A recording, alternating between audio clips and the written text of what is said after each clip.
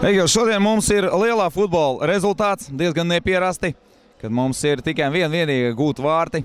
Esam pieraduši jau pie daudz labāka snieguma, arī vārtu gūmā. Kas notika šodien ar komandu? Kāpēc jums līdz spēles beigām tā nulīte arī palikusi? Lūdzu, komentāru. Jokojot, es varētu teikt, ka mēs gribējām pagarināt sēriju, lai būtu 5 spēles, lai varētu gūt vēl kādu prieku no vienas spēles, nevis pabeigt sezonu tūlīt. Bet, ja runājam nopietni, tad šodien ļoti apmierināja vārtsargu spēli, tāpēc tikai vieni ielaisti vārti. Bet kāpēc šodien ir 0 uzbrucēju kabatās, to mēs izanalizēsim pēc tam, kad dabūsim video un tad gatavosimies jau nākošajai spēlē.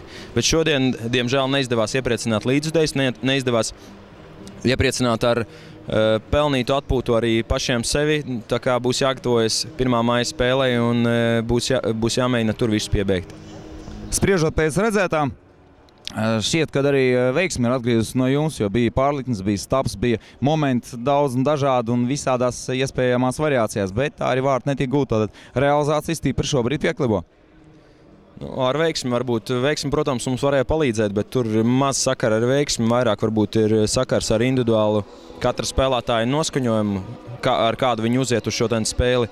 Es domāju, ka tas arī bija tas, kas mūs šodien iegāza. Mēs uznācām jau kā uzvarētāji, bet New Project bija nedaudz savādāk ieplānojis šo visu ritējumu, tāpēc Maleči New Project pelnīt uzvaru viņiem. Visnotaļ pelnīt. Ja mēs būtu izraujuši beigās uzvaru, tad es par to uzvaru nebūtu nekāda gandarījuma. Jebkurā gadījumā viņi bija pelnījuši šodien uzvarēt, viņi arī uzvarēja. Tik tiešām pelnīt, jo sevišķi tāpēc, kad viņu līderi šodien praktiski viens Stepaņuks vien bija. Pārējie tā kā nebija ierindā un ar vienu praktiski spēlētāju uz maiņu viņi spēja tikt ar jums fiziski tik stipru sagatavot komandu.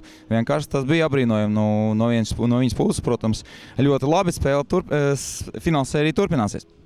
Es gribētu teikt, ka viņi neparādīja neko savādāk kā iepriekšējās 2 spēlēs. Iepriekšējās 2 spēlēs viņi guva arī 1-2 vārtus. Ja? Tā arī šodien. Viņi neguva 5-6, to, ko mēs no viņiem negaidījām. Mēs zinājām, ka viņi var iesist 1 golu ar savu spēli, ar standartiem, ar šiem metieniem uz tā saucamo stabu, ka viņi var iesist. Ja? Ar to, ko mēs šodien neizdarījām savu darbu, neiesitām savus vārtus, un tas ir arī viss. Ja? Viņi izdarīja savējo, ne labāk, ne sliktāk kā pagājušajās spēlēs. Skaidrs, tad gaidīsim 1. maiju. Skatīsimies, ko jūs par šo laiku sagatavosiet, izdomāsiet, vai pagarināsiet vēl vienu spēli. To mēs jau arī redzēsim. Tas ir viss atkarīgs no katra spēlētāja individuāli un no komandas kopumā. Jā. Vai nu mēs gribēsim uzvarēt nākošajā spēlē, vai arī tomēr pagaidīsim līdz pēdējai, atstāsim intrigu.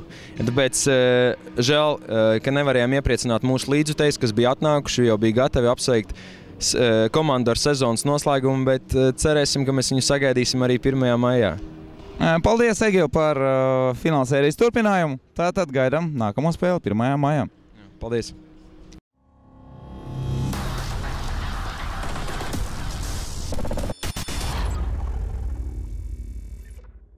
Итак, Александр, отличная победа для вас в данном случае с отсутствием лидеров команды. У вас, по-моему, 1 человек был всего на замене.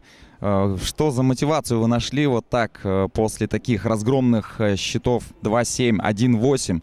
Никто не подозревал, что вы сможете вытворить такое. Победа в третьем матче в финале серии. Я, во-первых, хочу поблагодарить ребят, которые сегодня были на поле. Они отдали все, что, наверное, они накопили за всю неделю, да. И сегодня игра могла закончиться как угодно. За них мне не было бы стыдно, если бы мы даже проиграли там с разгромным счетом. Каждый человек, который выходил на поле, отдал все, что у него было, скажем. Во-первых, очень приятно было это смотреть со стороны. Я также отдал свой голос, как видно, да, на игре, потому что очень переживал, очень хотелось.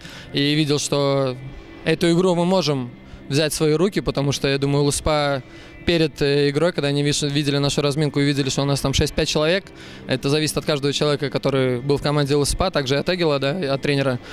Как бы он их ни настраивал, я уверен, что он настраивал серьезно, да, неважно, сколько у нас человек.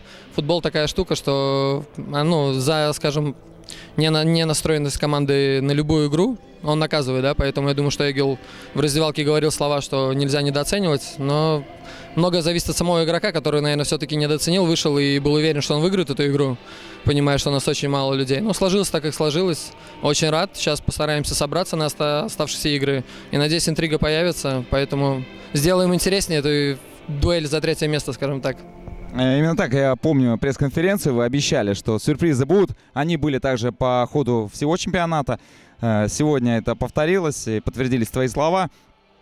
В данном случае придется сейчас подтягивать лидеров команды для того, чтобы в следующий матч у вас появилась уверенность в своих силах и, возможно, вы все еще вернуться, то есть, возможно, даже сравнять счет в общей серии.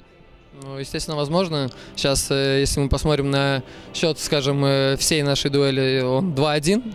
Но если его откинуть, нам остается выиграть 2 игры, ЛСПА остается выиграть 1 игру. Просто об этом психологически не надо думать о каждой игре, которая у нас будет сейчас, ее надо выиграть. И я считаю, что как у нас, так и у ЛСПА шансы, если не одинаковые, то примерно одинаковые. В следующей игре постараемся отдать все силы, которые у нас есть. Что ж, в любом случае от этого выигрывали лишь только зрители, болельщики, также все футзальное общество, потому что серия продолжается и в матче за 1-е место, и за 3-е, так что все очень чудесно, все продолжается. Да, Саш, спасибо большое за это интервью и ждем 1 мая. Спасибо большое вам.